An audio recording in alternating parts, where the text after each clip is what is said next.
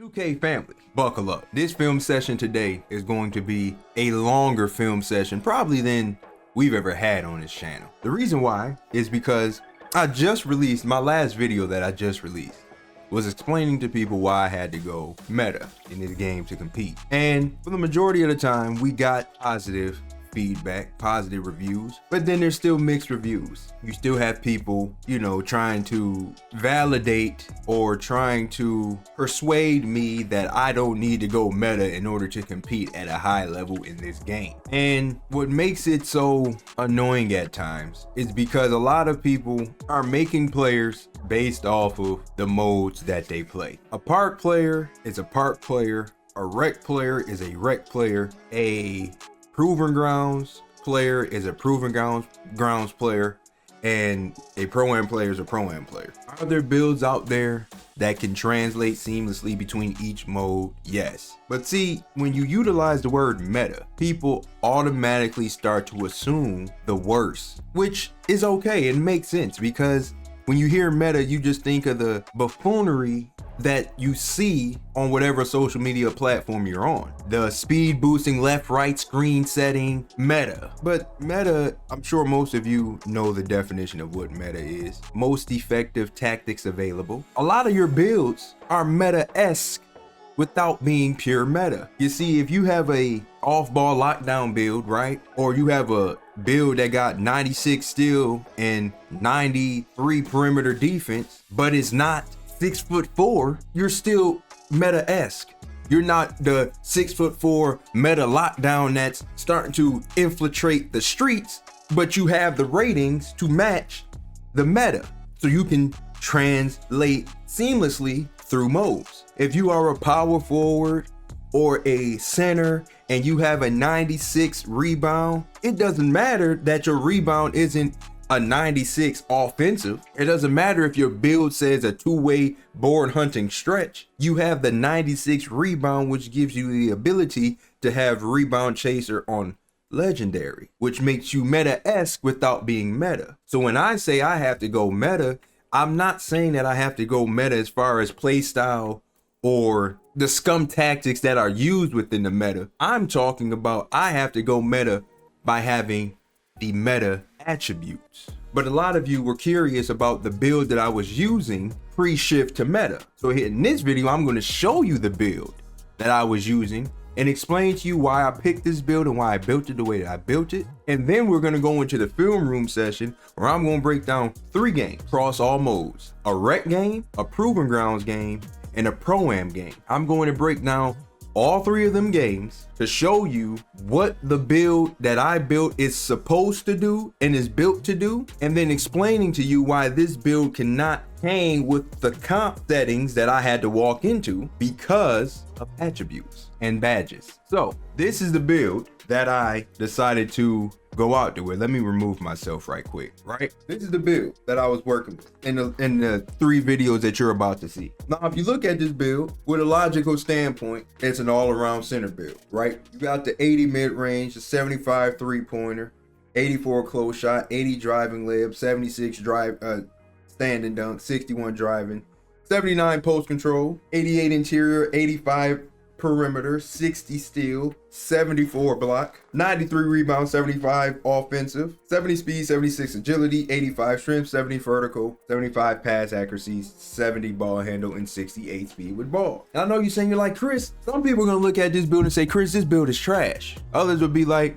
oh, I get what you're doing with it, and the build doesn't look that bad. But you see the attribute right there in the purple there, you see that attribute right there, that 93 rebound is good for gold rebound chaser. With the tier boost max up, you can get it to Hall of Fame rebound chaser. But when you take this build and you go into a mode where not only the center, but the power forward and sometimes the small forward all have 96 rebound, you're at a disadvantage. Now, some of you are wondering, well, why is your perimeter defense at 85 on a big? To answer your question, when you're playing this game, you already know the pick and roll is the most prominent offense that this game ever runs. And so me being an elite role player, and a good teammate. Put perimeter on my defense, because we all know, if you have played guard in this game, pick dodger does not work. You can have pick dodger on gold and Hall of Fame. I don't know if somebody's ever sold out for legend, but gold and Hall of Fame, and you're not gonna slip screens as much, especially when you get the person who is just constantly holding circle or B the entirety of a possession, while their guard is just trying to get you stuck on there so they can shoot a 3. So I put 85 so I can just tell my guard, we're just going to switch. You see, we're going to switch that. In that switch, an 85 is good enough to be able to hang with a guard while he is dribbling on the perimeter. In turn, you are forcing that guard who wants to dance for 3 to throw that ball down into the big doofus, which now you won the possession, because now they're getting a 2. They don't want that. That offense that they ran was not the offense that they wanted. They wanted to dance behind that pick and shoot a 3. Also, this build can translate to park. Anybody who plays park or Pro-Am 3v3 or Proven Grounds 3v3, you know the whole key to winning that game is everyone can switch. So I can switch. I can switch with guards. I can switch with bigs. I can guard guards. I can guard wings. I can guard 1 through 5. The 88 interior defense gives you post lockdown on gold.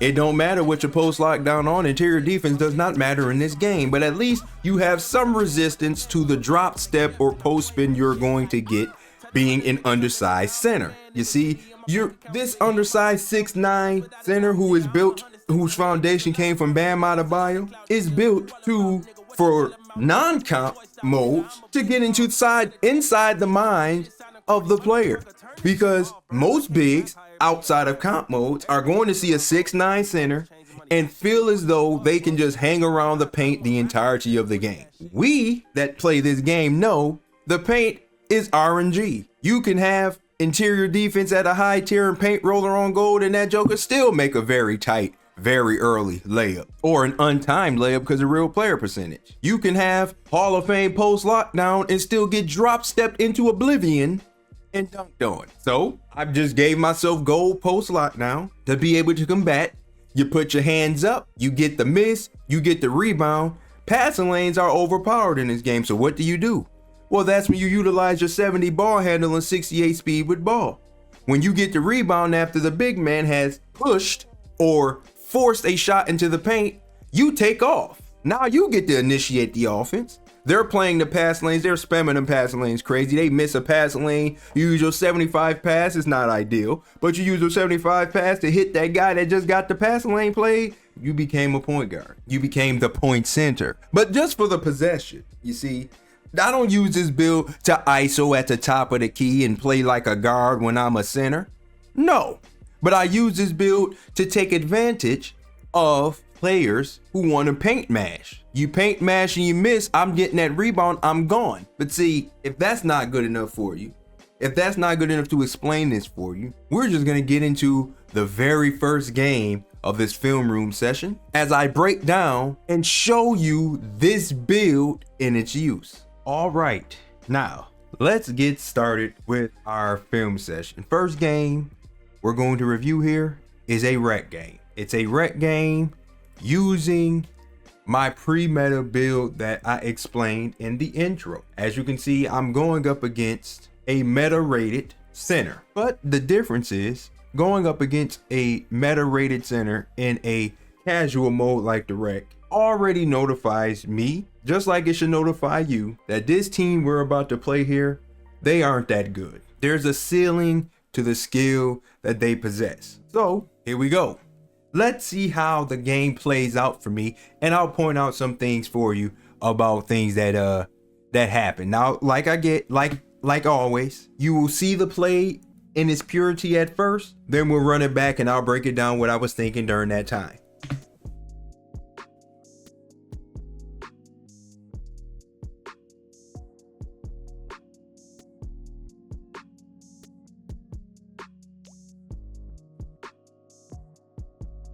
Now, the very first possession of the game.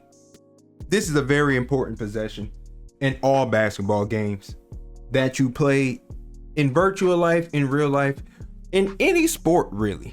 The first possession. This is the tone setting possession. This is where you let the other team or the opponent know what's about to happen and how we gonna play this game. So me, you'll see something in this trio of games you'll see, because I start every game the same. I start every game the same with a mid-range jumper to prove to that center you're gonna have to step out this paint. Because in 2K25, more recently, or I should say at the beginning of the year, because right now you don't really get this type of defense anymore, but this is from the beginning of the year towards the beginning of the season. The disrespect for players. When I catch it, when I'm here, right? Look at where I'm at. We're spaced out. It's just him. Look at what he does. The only reason why he's doing this right here is because he's used to guarding people who cannot shoot. So I'm setting the tone. Let you know you're gonna have to come out here. Big greens.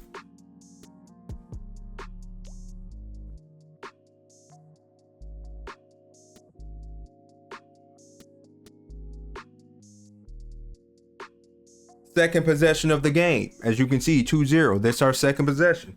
I told you, first possession sets the tone. Now, as we're moving through the game, the tone has already been set. I already told the center, you're going to have to come out here.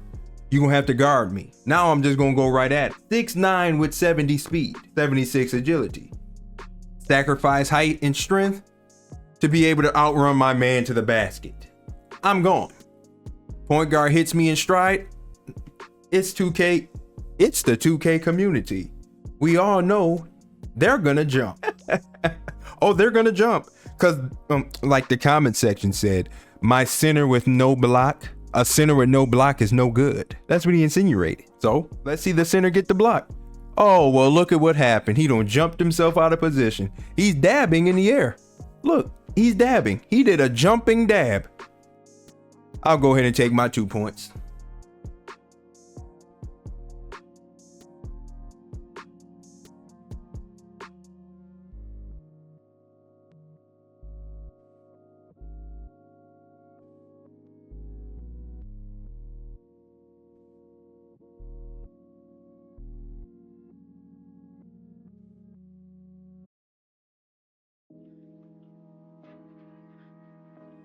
Did we see that? Let's run it back. That right there is the reason why I made myself 6'9", because of the versatility that I place on the court. We all know the offense that gets ran in this game 95%, 98, 99.7% of the time is going to be a high pick and roll. Multiple ways to guard it. I decided to eliminate all those possible ways by just using it myself. So what I'm going to do, he's going to come around this corner. I'm going to stunt or show. Just essentially stop him from turning the corner. Now he could pull this. But once again, until he shows to me that he's going to pull this, I'm not going to get all the way up. You see, I'm just going to stop him from turning the corner as my guard gets back. He pump fakes. Boom. Now I roll back into position. Guard is back. Everybody's back. He lets go of the ball. He cuts. Look at where I'm standing. I'm cutting off. I'm helping. You see, I am always the one that's going to help at the 5. That's why I need to give myself, or I thought to give myself, the most agility that you can give. So I cut him off, help, boom. Now he kicks it to my guy. My guy, instead of spacing the floor and getting out, cuts in to try to get a cheap bucket. I force him to pick up his dribble. My on-ball menace, which is silver, and my immovable forcer made him pick up the ball. Now he throws it to my guy. I get in front of him. Now you're saying, oh, this is the torture chamber. But if you know anything about the 2K community, there is only 2 moves you will receive into the post: a drop step or a post spin. You're not getting a shimmy shot. You're not getting a hook shot. You're not getting a post fadeaway. You're getting a drop step or a post spin. And because I'm 6'9", you already know they're going to drop step me the most. I'm little, but I got gold post lockdown to just try to combat what's going on here, because I know based off of being in the builder that this drop stepper ain't gonna be that high. It ain't gonna be that high because you need to like almost sell out to get it to like a very high level. So what does he do? He drop steps, shoots a post hook. Look at my defense. We're defending that well. I know that's not going in. You know that's not going in, because that needs to be timed. Boom, we get the rebound. I let it go. Now I outrun my guy up the court. Look how fast I am. I'm gone. I'm outrunning him. He shoots booth. I'm there for the rebound. Now look who's in the corner. Try to get the ball out there. You know how the game get down. Don't get out there. Boom, get it back out there. Jumper. 6-0, first 3 possessions. I have set the tone of the entire game. The tone that I set in our 3 possessions to start this game has let the other team know you're in trouble.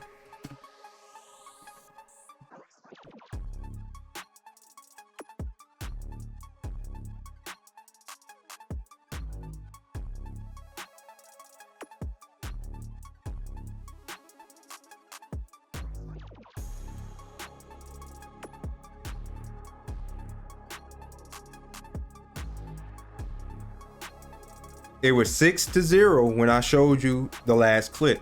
It's now 6-5. They're on a 5-0 run, but the tone is still set. We're coming up the court offensively right now. I get it here just to see where it's at. Space. His man jumps, so I turn my back to protect the ball. Turning my back, making a read, got my icons up. Boom. This is a shot. This is a shot. Catch and shoot, money. But he doesn't shoot it. He runs, he drifts, we give it back out, we go to reset. Boom, I get the ball back. Now I could have went up with this after he, he's going for the block because you believe that centers need blocks in order to play defense. So he's going for the block. It's not there. I reset it. Now I probably could have shot that layup and scored, but it's okay. We're going to reset. We're going to reset. The point guard starts to dribble. I'm trying to get out his way.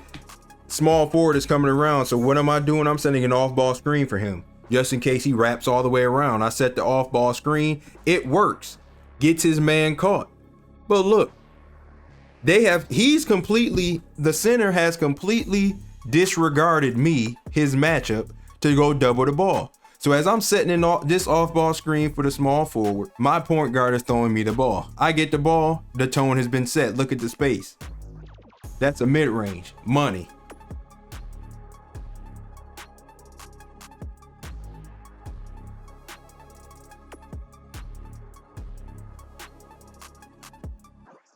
Now that shows you the defect of the build. There is nothing that I could have done here.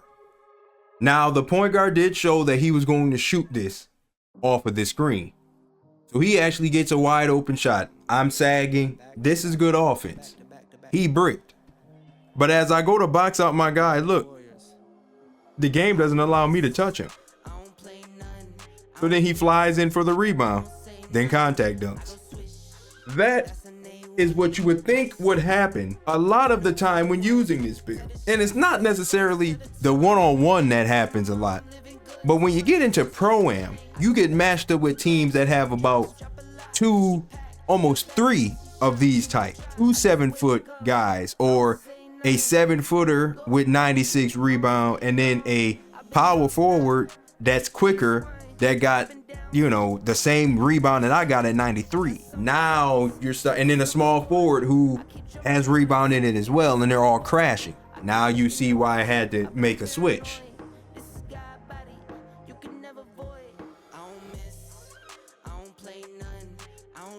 The first quarter it's a minute and 5 seconds left in the first quarter.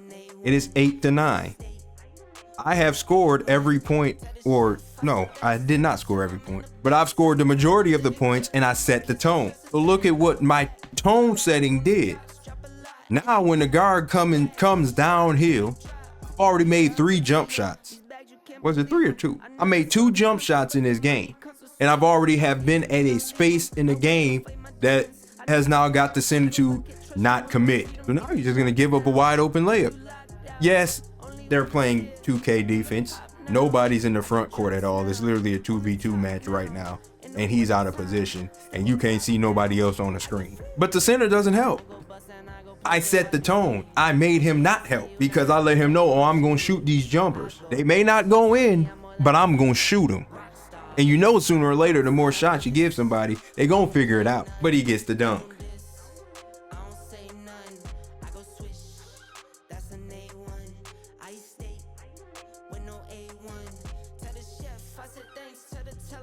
"95% of the community, the defense that's going to be run once you constantly get the big in a compromising position, is the switch where the big stays into the paint and then the guard goes, picks up his guy.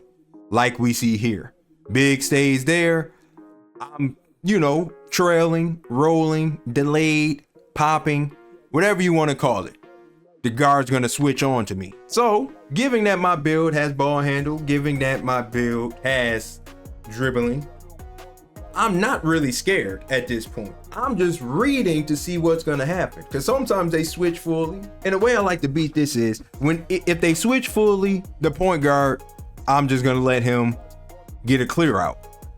I'm going to give it back to the guard, get a clear out, which is why the guard is starting to reset.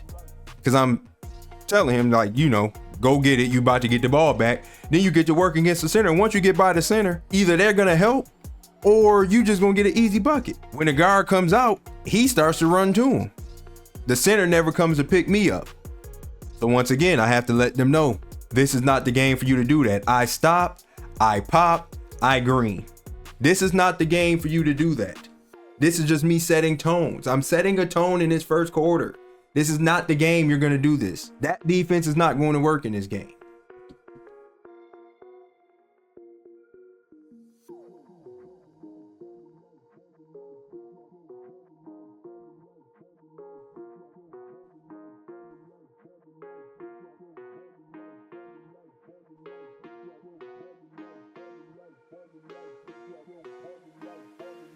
So as you can see, I got 2K25. The center in the backcourt gets the steal, gets the dunk. Okay, cool. I'm going to inbound the ball again. This is 2K25 at its finest right here. He just runs into the ball, steals it with his nose, gets it back, then he goes up. Now I've made up in my mind, you don't get this anymore. I'm not going to pass no more until we can slow it down. So the ball goes up, I get the rebound. Now I start to push the break because I have ball handling in my build. I'm pushing the break and I'm delaying these passes because I got to let, homeboy get through his lanes that he wants to play. And then you throw the ball once he's not expecting you to throw it and you get you an assist. I ran the offense off of a rebound after 2 straight turnovers.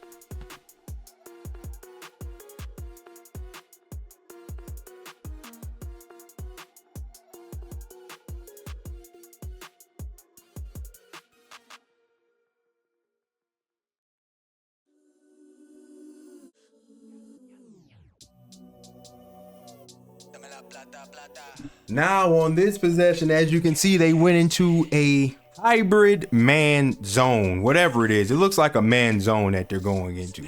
But to go back to what I said in the beginning, if you run into a team and it's green on the court and it says the wreck, that team ain't that good. Okay, they're not that good of a team, because if it's 5 of them in a zone in the wreck, they're not that good. So you don't have to worry about the same elements that you would have to worry about in a higher ranked Proving Grounds game or a Pro-Am game, because this is the wreck.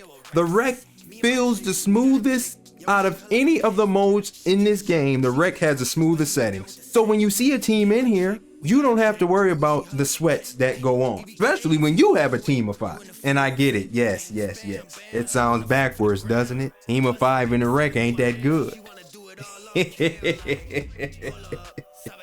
Team of 5 in the wreck ain't that good. We ain't. You see our record. We suck in Pro-Am. We're terrible in Pro-Am. So we got to come to the wreck to get some wins. But this is why we end up going to Pro-Am, because the wreck it doesn't fulfill the challenges needed. It doesn't fulfill any of the challenges. So they go into this hybrid zone. And we're kind of sitting here and I'm kind of filling it out. I'm reading the room here and then I'm backing up. Okay, so yes, they're in the zone. Let's determine that they're in the zone because he never left the paint. He's here and then these 2 are kind of up here. So cool. Look at where I back up to. The sweet spot in the zone. When you get into a zone, it's a sweet spot. A sweet spot in the zone. You just have to find it. I back up to the wing. Now the center kind of comes out here. But then he realizes that they're kind of playing zone. So then he goes to protect the paint. And I get an easy catch and shoot. Nobody's here. Green being jumper. The tone has been set. The first 3 possessions, I shot jumpers. I let you know what it was. They didn't believe me.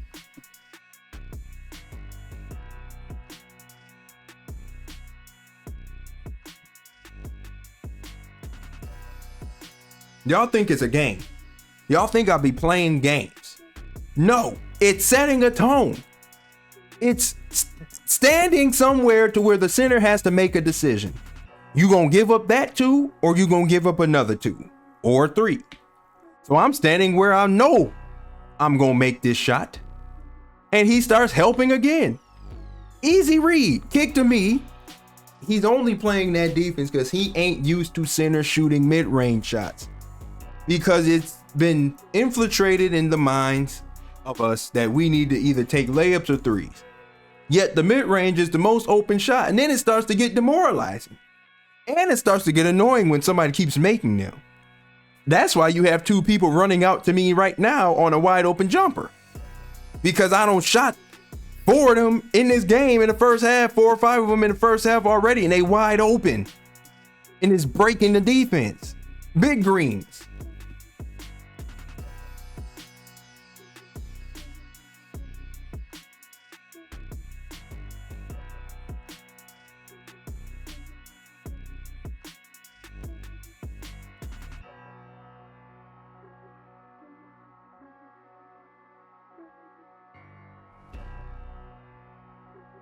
Now, this is just showcasing the power of having ball handle, the power of being able to initiate the offense through the lanes. After he bricks his wide open 3, I get the rebound, I start pushing it because I know they're going to be in lane. So you just kind of wait.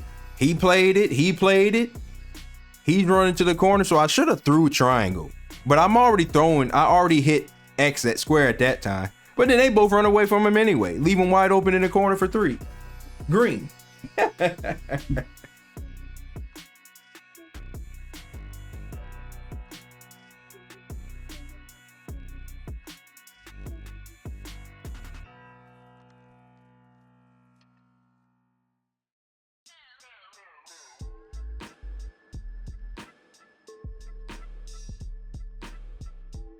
It's just the beauty of just being just versatile and quick enough to just stand at the foul line.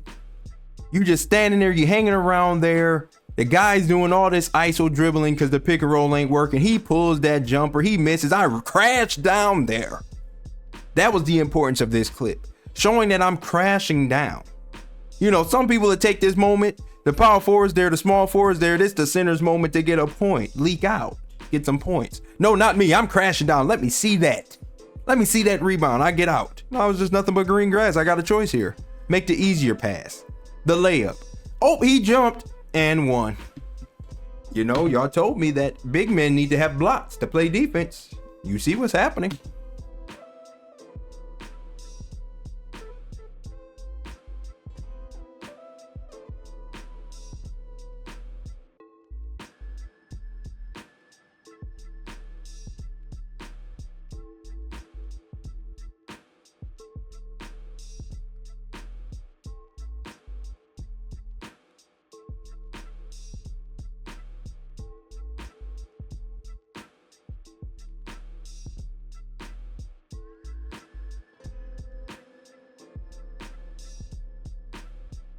Now that possession is kind of long. It's a long possession right there, right?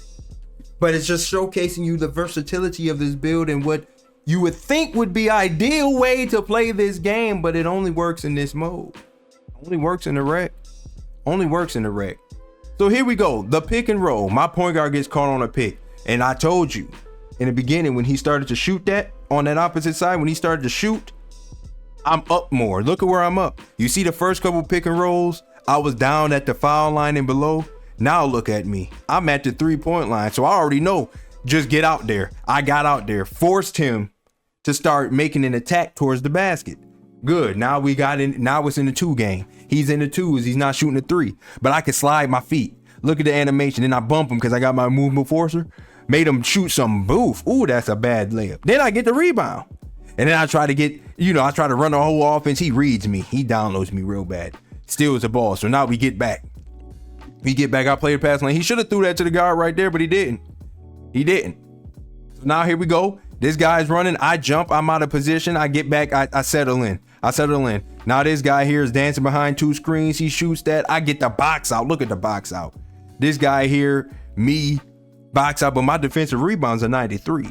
So I'm gonna get that. Let me see that right quick. Boom. Give it to the guard. The guard give it up the court with a bounce pass. He takes forever to stop before he can shoot his jumper, and it's green.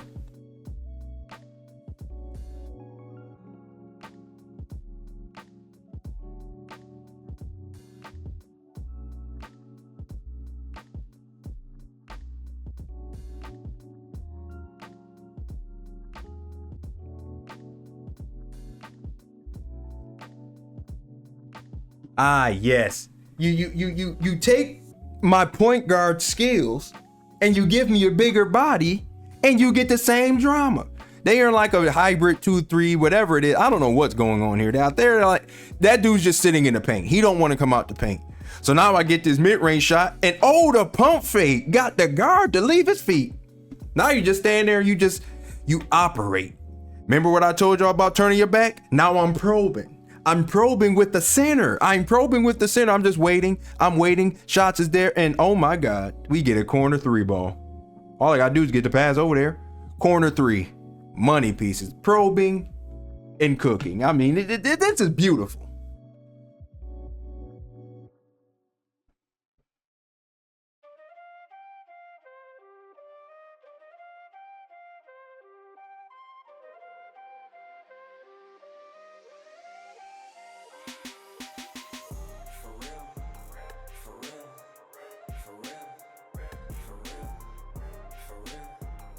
Oh man, footwork, patience, everything happens. Now you're starting to get to a point now, because of the way the game has been going, these two are starting to get a little bit aggravated and they're starting to stop moving. But here we go. We just get into it. I roll down the middle. Nobody's here. I should have got a few passes by now, but it's okay. Everyone misses passes, even me, as you can see. And he shoots a pull-up mid-range. I contest, I get the board, boom. All right, now let's reset. I kick it out to the small forward. The small forward starts to dribble. Okay, he kicks it back out to me. So now I'm stuck in this no man's land because you can't really shoot a jumper here. And then if you shoot a little bit of a floater or something, it might brick. So I'm trying to get a little bit closer. I turn my back, made my dribble get picked up. But I'm patient and I wait. And then I step through pivot. Oh! We got 2 people going for that block that y'all say is the only stat that is for defense, the block. He jumped forward, and then I give him the nice and one because I'm in the full groove now. I'm cooking real bad. And then we end up winning the game. The game gets won off of that. That's the last possession here. And I finished the game with 16 and 19 and 8. 16, 19 and 8 with a 6'9" center who can do everything. Now, it's a rec game. We both trash because it's 5 of us in this game. It's 5 of us. It's 5v5 in the rec. So we're garbage. But to be fair, this was before the Pro-Am team was created. It was before the Pro-Am team was created, and we were just trying to get some fluidity amongst our teams. A team before we went into Pro-Am. As you can see, based on our record in Pro-Am, we are not that good. So we need to be in the rec.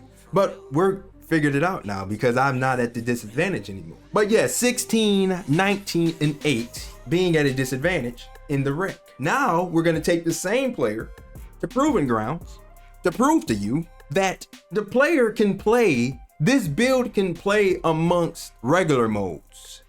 But as you start to up your skill and you up your record and you get to that gold and red plates, you have to adjust to the times.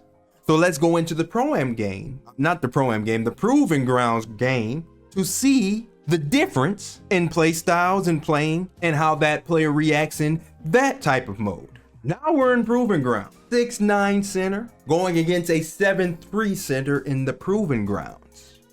Now here, you expect the competition to increase a little bit, but it doesn't, because this is just basically a ranked rec mode, and there's still the possibility of randoms.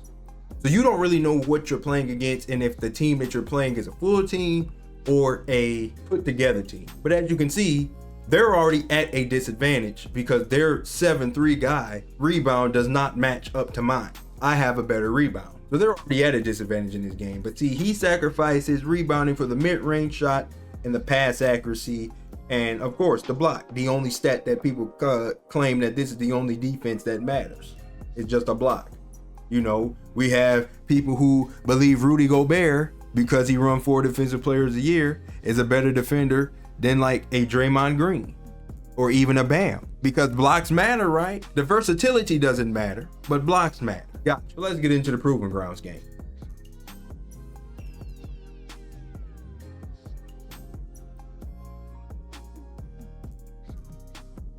First possession in proving grounds. What do you know?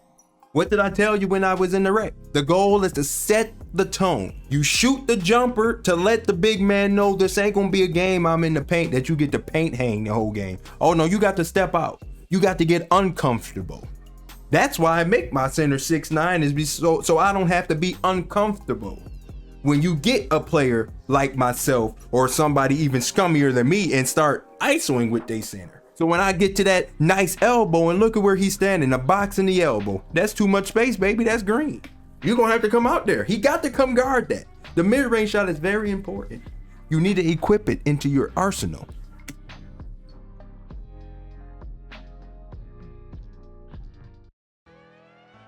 Walk up in the life. Yeah, I'm really talking my shit like I'm really him. Hold up. Ah, yes. You see, being a center with 85 perimeter defense and an agility of a 76, it allows you to do things like this. This is the defense that normally the wings or the off guard ends up playing when you try to drive by. When you try to drive by them, right, you get that one guy that sits like here or here and they poke at that ball when you drive by. But when your center is able to do it because his feet are quick and he just cuts off your progression. Look, see how he's about to go to the basket? And then I just cut him off. Let me see that. Cut him off.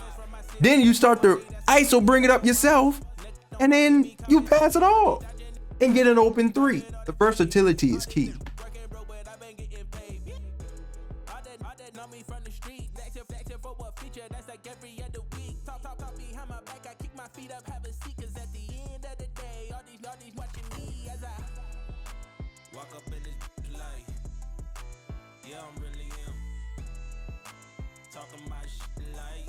Now I'll put this in here just for one reason only. You see, I don't know if a lot of you have peeped it, but let me explain it to you now as we're in the proving grounds. My default standing position that I like to stand is like foul line extended on defense, particularly because I like to cover everything. I like to help those who need help. So by me standing at this foul line right here, I'm a little bit up now, up a bit too much, but typically I like to stand right here. Every possession. This is my base alignment. And it's like that for this reason right here. When somebody cuts back door, I'm able to steal that. Let me see that. I'm able to steal that. And then we just get to running up the court and we start our offense. But our offense didn't turn out too well there. We got an open shot, but the shot was missed, and then they got the rebound and did the 2K patented 2-1-2 dunk.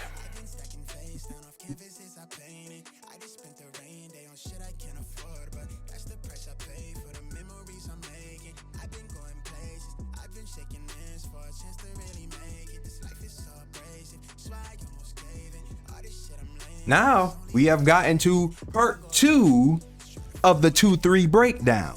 You see, last year when I was doing the 2-3 breakdown and I was talking about how the point guard needs to stand at the top of the key and everybody just space out and then just make a couple passes. Well, now we had to use a variant of it. And by the variant, that means now I go and stand at this foul line here. As a playmaker, typically you just want your best playmaker at the top, either foul line extended or 3-point line extended. But given that I don't have that pressure of point guard anymore, it really opens up my game because now I can use my point guard mind in the center's body. You see, so now when I'm setting a screen here against this 2-3 zone, he has to respect this wing because he's kind of stuck on the screen. So he has to come cover that. And now he has to get back to the corner because the center's not there. But then when he throws his bounce pass to me, the center starts to recover back. And then a miscommunication happens because he drops corner. 7-3 is a bit too slow to be able to be agile and move anywhere. So when I get this guy in the torture chamber here, he reaches on me and I really got 2 passes. But I threw it to the safest pass, the most wide open pass, which is a 3-point shooter at the wing for 3. And you get greens.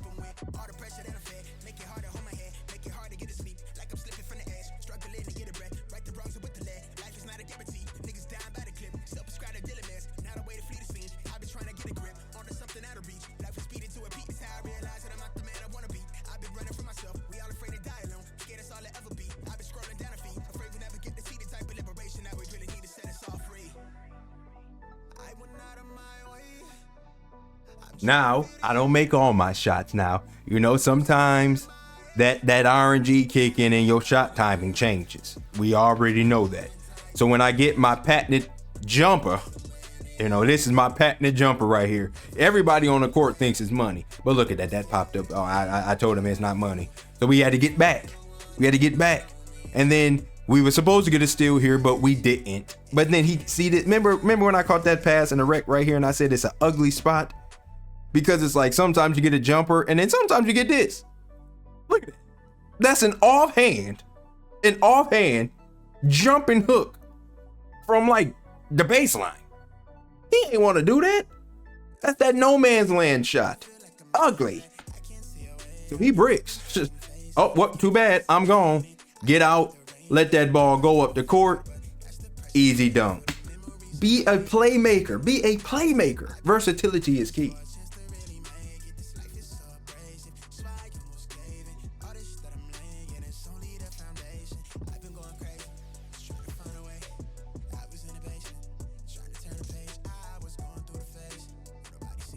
Look at me just being toxic.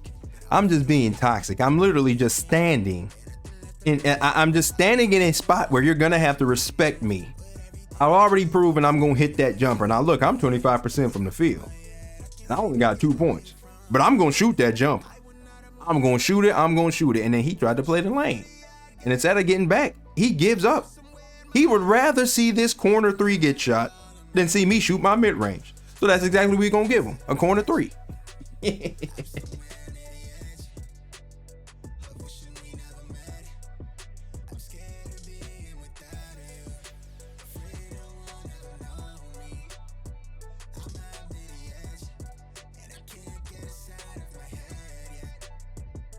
Did you see me be toxic on this possession? I only put this possession here just to show you about the power of position. The power of the position. Because I decided to just start standing at this box here, he has to always respect me now.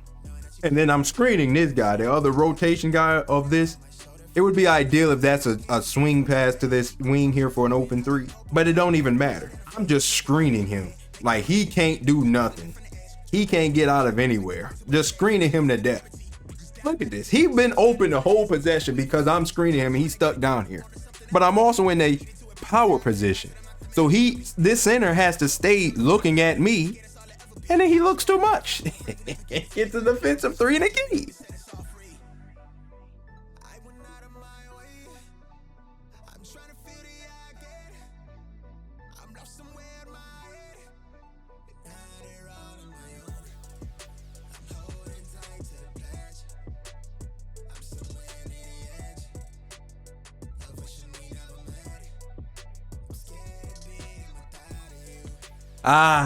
The 2K25 happened. Another steal on the inbound, and I'm throwing another turnover. But nonetheless, we was able to recover, and this is the power of not jumping. You see, those of you who chase blocks get got. Those of you who stand still eats a meal. Now, because I'm standing still and I'm just and I put my hands up, I forced them to have to get out the paint and reset their offense. And then I get rewarded. My bad defense gets rewarded. He's wide open for 3. But he's 7-3. I got to see that right quick. I got to see if he gonna make that. He don't make it. Now, if he was at the mid-range shot where his 90 mid-range was, he might have made that. But he wants to shoot the 3. So make the shot harder. Let's reset it. Now we start to, walk up the court a little bit. Boom, boom. The point guard here is orchestrating and operating. And your boy gets open for his patented shot. I'm a mid-range maestro, if you ain't know. That's what I do.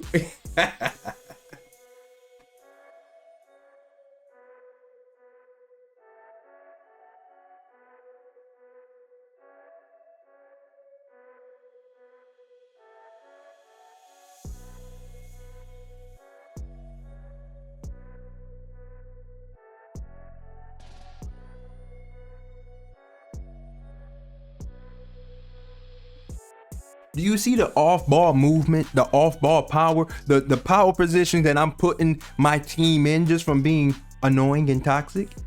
There we go. We get a quick pass. We try to jump it off. It's not there. We reset and resetting. Now look at this.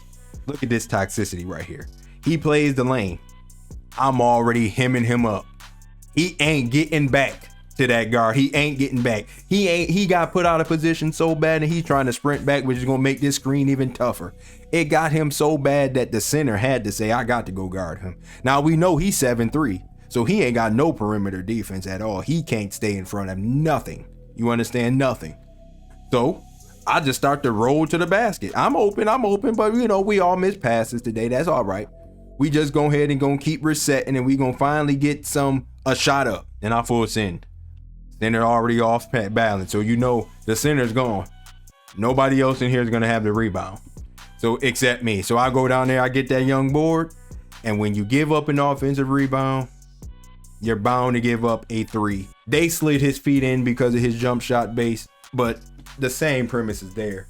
Offensive rebounds are just a detriment to a team, a detriment.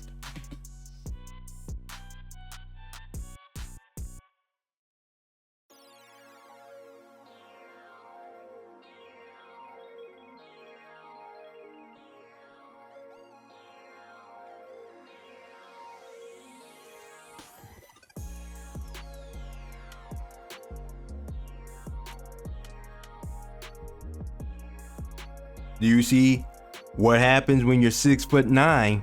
You're gonna get the center is gonna get the power to want to start to do something. So I got 88 interior, which is post lock down on gold, and I got 85 perimeter, which is on ball minutes at silver. So he is in my land every time he touches the ball.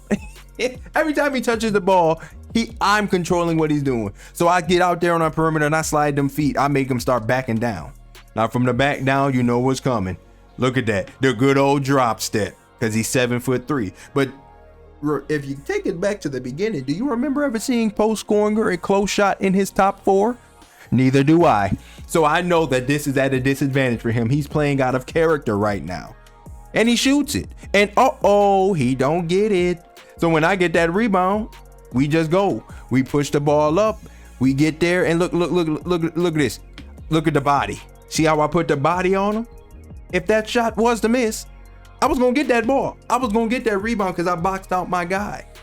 Simple things.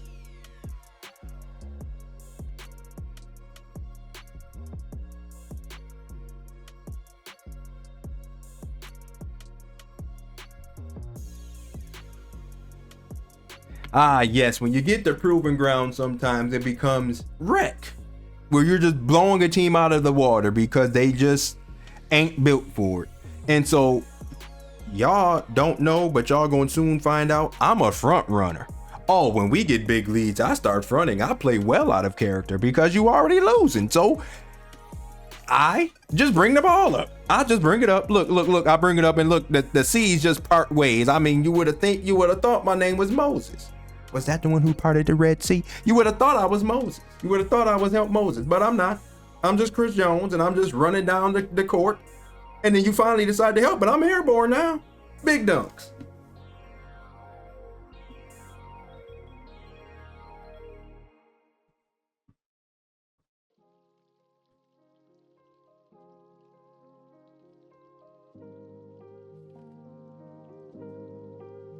Told you that front running gets bad. The more you start to win, the more shots they start to shoot at our booth. You get the rebound and you just start stat padding. I'm stat padding at this point. I'm just bringing the ball up just to try to get assists, try to get me a nice triple double. You know, I'm that terrible. That's how much I front run.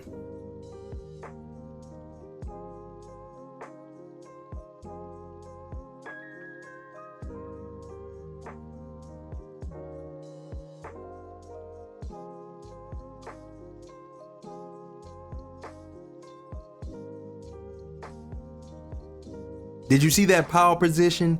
And then the elite not jumping ability, because you only jump. You know, defense is only rated and recorded if you get blocks. You see, when you do defensive things that don't get on the scoreboard, or defensive things that don't enter the box score, people think that you don't play defense. So let's see what happens here. When I get here and I get stuck in a 2-on-1, I keep my body attached to him while I'm looking at, my body's attached to the center while I'm looking at this guy. And so I got a choice to make. So I just play conservative defense. Just put your hands up and see what happens. Forces this animation. Shout out to the pogo stick popped up, but that's the interior defense rating that popped up right there. And then we just push it, and well, we just take the numbers and go on here because I started the offense, so we get numbers.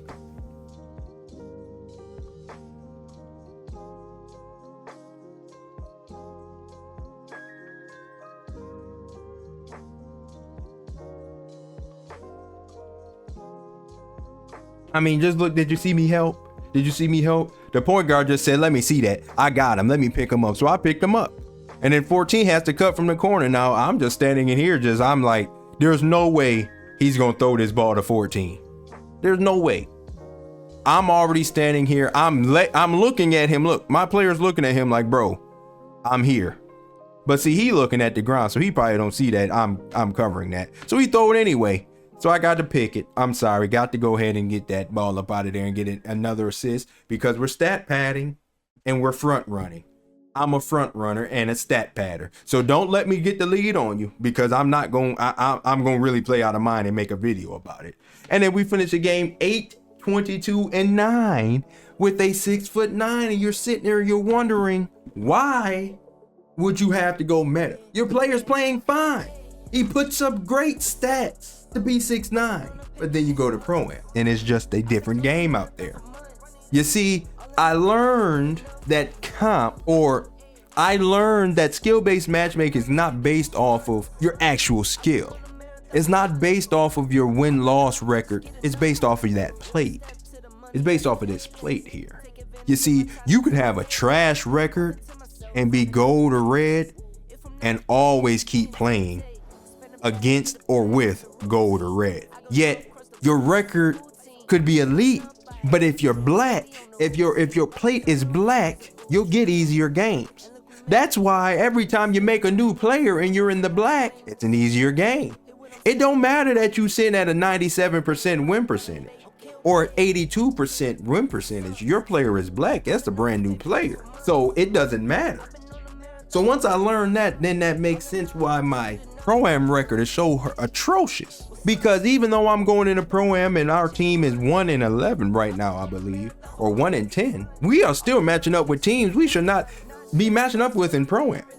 We played a 30-3 team and we were 1-7. Now how that work? What type of matchmaking is that? We don't know. But you know what? Speaking of Pro-Am, we have the one Pro-Am game that we won. I had it recorded. That's right. The one Pro-Am game that we won on.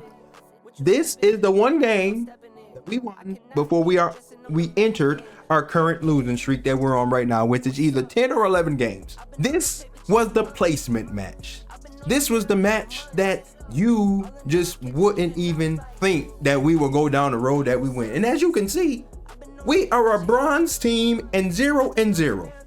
In our very first game, they matches with a silver team who is 7-0. Now, when we get into the game, you see, he's 7 foot, 95 rebound, 92 standing dunk, 88 block, 87 strength. So I'm thinking, oh, if Pro-Am gonna go like this, we good. But no, from this, every game on, after this one, this right here said 96. This right here said 7 foot, 7'1", 6'11", you know, whatever. But this was always 96. And I don't normally scroll through the Pro-Am thing, so forgive me, I won't be able to show anything else. But once this said 96, and this right here is only Hall of Fame, this gives you Hall of Fame rebound. This really gives you gold rebound chaser, but you can get the Hall of Fame box out beast, but with that tier plus thing, you get the Hall of Fame rebound chaser. You wouldn't think that this being 96 and this being 93 is that much of a difference in comp. But that 96 gives you ability to get your rebound chaser to legendary. My rebound chaser only goes to Hall of Fame, and it's just that much of a difference. That little advantage, disadvantage for me, advantage for them, is the major key in a win or a loss.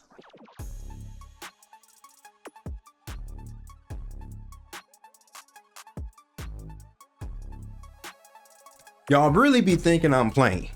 Every game we have watched in this film breakdown session is what? What does the game open up with? What is our opening possession? What is it? A Chris Jones mid-range shot. Why? Because my point guard is going to get past his man. I'm trailing. The center is going to help because he's beat. When the center helps, he kicks it to me. The center is in the air. He is jumping for that block rating that you believe is the reason that defense is played. He's jumping for that, but it's a mid-range. Money. Tone has been set. You're going to have to come out here. You're going to have to step out of the paint in order to guard me. You're going to have to. I need to be accounted for when I am outside that paint.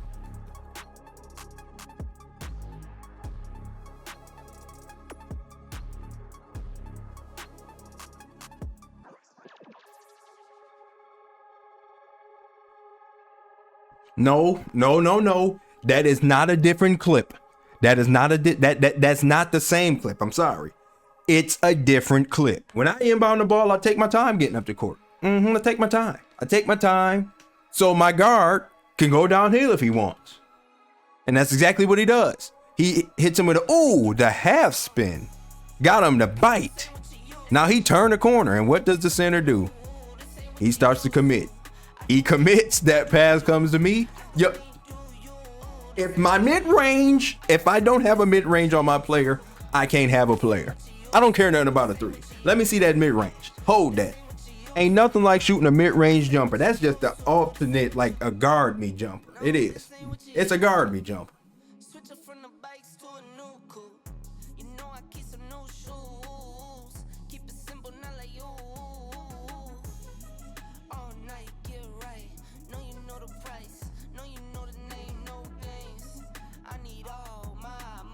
You see, I just put that in there just to showcase the versatility that the build possesses, yet it does not matter. The versatility. You see, when you're able to move, you can just cover so much. You can cover so much. Look at that. He gets beat, but I just slide my feet in front and stand him up to get blocked. Look at that golden movable forcer up there. Look at it. It's there. Let me see that rebound. Then you just push the break yourself. Advance the ball. Easy, man. I mean, just having that type of freedom makes basketball so much more fun. But then you get humbled.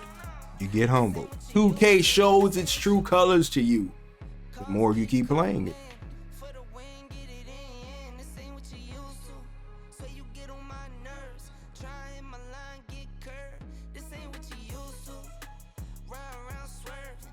Now we in the third quarter. I got 10 boards and ain't looking that bad.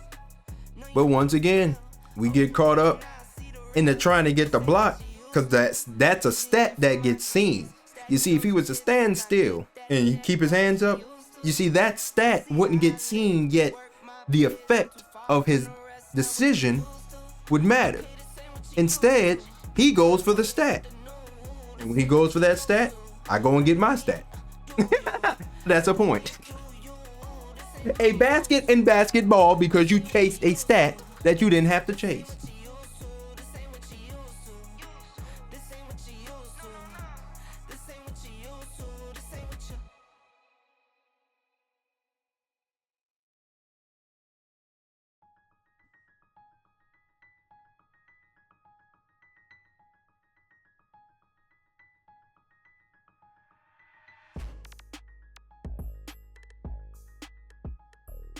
Did y'all peep it? Y'all didn't peep it, did you? Let's walk through it. Now we sitting here. I'm at the foul line. I told you I like to stand right here, kind of to stop some backdoor cuts if one was to get thrown. but nobody cuts. But now we getting into the high pick and roll game. So I'm just moving my feet. You see that? You see when them extra circles pop up? That means I'm turbo and I'm hitting that turbo button. Boom. Look, I slid my feet over here. I said, I got him. Let's switch. He switched. He played a passing lane. Now, the only point guard and the only type of point guards that would kill me on these type of moves right here are Chris Paul oriented point guards. Why do I say Chris Paul oriented? Because out of all the point guards that I actually watch play basketball, Chris Paul is the only one who would take this jumper and make me pay. But this guy, he ain't Chris Paul. Nor does he play like Chris Paul. He's Rhino. He's Rhino. And I put Rhino in no man's land. You see this, that ugly spot? That's that spot where 2K might give you a jumper. They might give you a step through. They might give you a hook. You don't know. This that ugly spot. This that dead zone area. And I keep him there. He in prison. By the time he actually decides what he want to do, because he got his icons up right now. That's why he ain't shot it. He got his icons up because he was looking for that center pass. But I took that. Look, my hands up. I'm there. Not a point guard full sends towards him. Now you shooting booth. You shooting booth, and I know your mid range ain't that high because y'all don't get. Come on, man. Y'all don't put no mid-range up on y'all players. Only Chris does. Now, he shoot that shot, he brick. Now we just get out. We start running. We make some extra passes. We play team ball. We get rewarded with an and one dunk.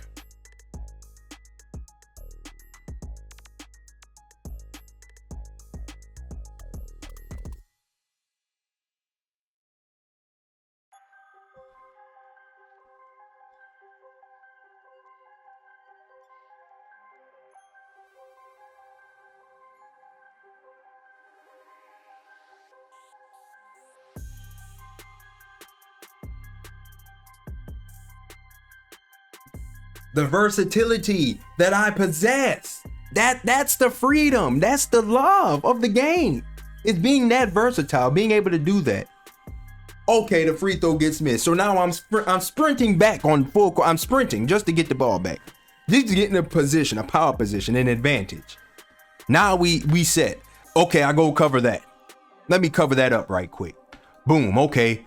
I got the speed and athleticism to do that. Boom, let me stand here. Okay, my man's got beat on the back door. So what am I doing? I'm protecting him. I'll give up some points to my guy to make sure your guy don't get no rhythm. I protect him. Boom. I don't jump though. Don't jump. You just protect him by being in position. Don't jump. Get you out of position. Then I go ahead and I guard Glotron. Glotron, what does he do? You see, my rec example wasn't a good example. But as you can see, 2 times out of 3, we get the same thing. You see, in the rec, the guy shot the hook shot. And it made me look stupid because I said, oh, he was going to drop step, but he shot the hook. Made me look stupid. But then the Proving Grounds guy, what did he do? He drop stepped, right? And what did this guy do? He drop steps. You see, so 2 out of 3 times, every 2 out of 3 times, that joker is going to drop step. So if you add that over time, what you going to get? Eventually, that's 99 out of 100. That's 99 out of 100. Is that right? I don't even think that math is right. Either way, 99 out of 100, 96 out of 100, whatever it is. That joker right there just drop step. We had 2 out of 3 examples of the joker drop stepping. And I don't jump. I keep my hands up. 2K gonna let him do what he gonna do anyway. Either he gonna dunk me or he gonna get this booth. When he shoot that booth, we off to the races. Thank you. Let me get by you. Let me bring it up. Look at everybody reaching. We had 3 reaches. 1, 2, 3. We had 3 reaches in this backcourt already just because I'm bringing the ball up. And then look, we get the final reach. Oh, he reaching right now, but I'm past him. But then we get this final reach. When he moves, so do I. Boom. Big dunk and 1. That would be perfect. If I could play basketball like that every game, I would always enjoy 2K.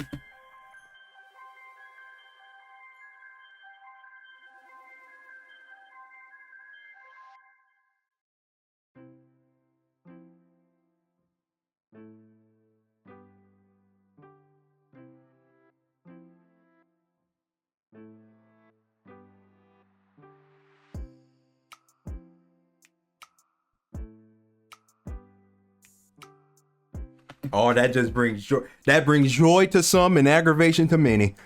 When you do that, look at this. Look at this. Now remember, a wise man once told me, if you're a center and you have no blocks, your defense does not exist.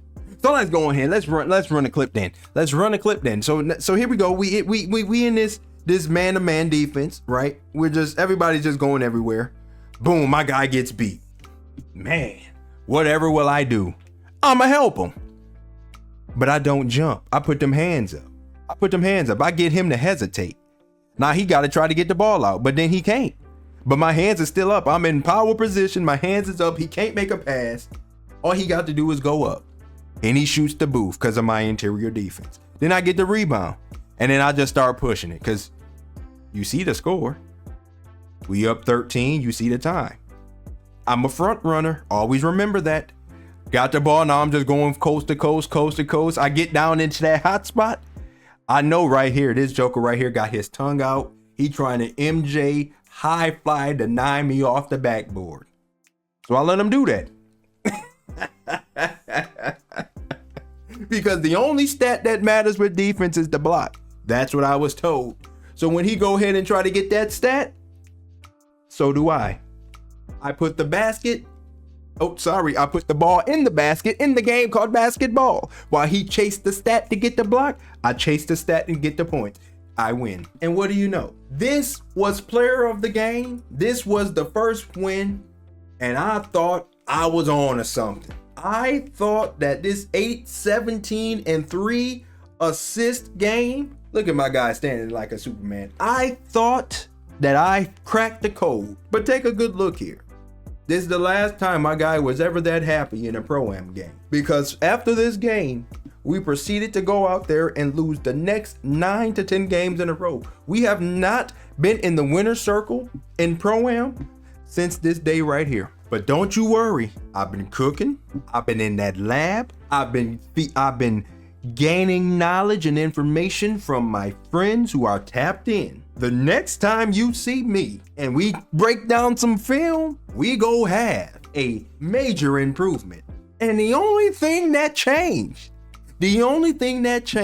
was I decided to go meta. I got the meta attributes that gave me the meta badges that now is giving me the wins that I need to have instead of losing to teams that I've been losing to because I've been playing at a disadvantage. I have even the playing field, and in terms I have won. So yes, this is the pre-meta breakdown. The next time you see me, the next time you hear from me, it's all meta from here on out.